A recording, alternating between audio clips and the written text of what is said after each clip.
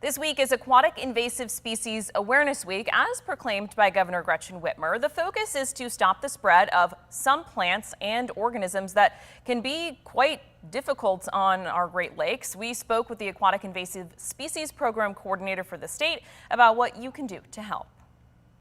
Aquatic Invasive Species Awareness Week is a opportunity that we recognize there are a lot of people out recreating this week, celebrating the holiday, and just spending a lot of time out on our state's waterways.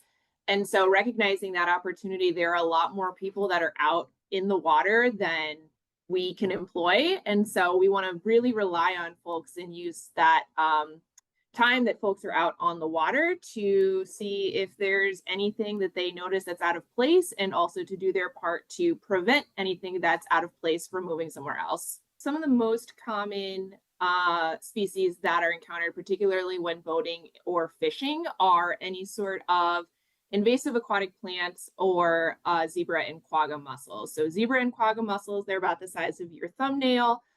They look like little clams and they have stripes on them, so they're pretty distinctive. Those are some of the worst invaders in the world, and so that's where prevention is really important, to make sure that where they are present in one lake, they don't move to another on your boat or your fishing gear. When it comes to aquatic plants, there are so many. There are some that are completely submerged, so they look like underwater seaweed almost. There are some floating leaf ones that look like small lilies. So what we recommend to folks is that when they're out, if there's any sort of vegetation, it's actually the law, you have to remove that vegetation from your boat or your fishing gear before you launch and before you leave the boat launch. So just to be on the safe side, we say any aquatic vegetation, just make sure that you don't have it on your trailer, on your boat, or any of your gear. Some of the things that we're most concerned about are our watch list species. And so I can describe some of them. What we are primarily concerned about is hydrilla. We had our first detection in the state in 2023. It's on private property, so we've taken some actions to eradicate it and are pretty optimistic about our success there. But when you're out, if you see any submerged vegetation, so any of those long stringy plants that have leaves in groups of 5 or more surrounding the stem, and if they have serrated edges, then that's something that we really want to know about, and we encourage folks to report anything that seems out of place. We recommend that anything that seems out of place or out of the ordinary be reported through MISIN, which is MISIN. It's an app and a website that's supported by Michigan State University, and they have a fairly easy to follow reporting platform.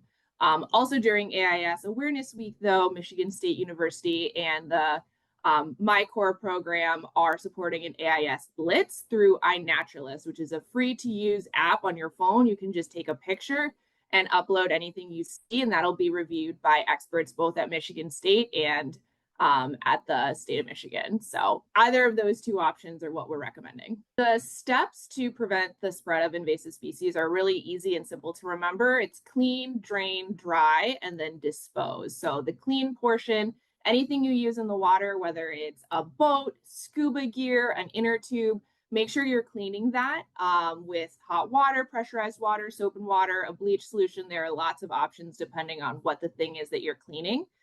And then draining is the next step. So any standing water that might be in a live well, in your bilge, it is actually required by law in Michigan to pull your drain plug out and completely drain all of that water. Standing water is a way that zebra mussels in particular can spread between bodies of water. And then that dry portion, we recommend that boats stay out of water for anywhere from 5 days to like 2 weeks, depending on the heat and humidity. Of course, the longer they're out of the water, the safer it's going to be. And then finally, dispose any sort of bait or live organisms that you have, especially if you brought them from elsewhere. Don't put them in the water, throw them in the trash. Hope you enjoyed that. Some really useful information there and some really important stuff to know, especially if you've got a boat or any other sort of watercraft, to make sure that those species are not being spread around. We're going to take a quick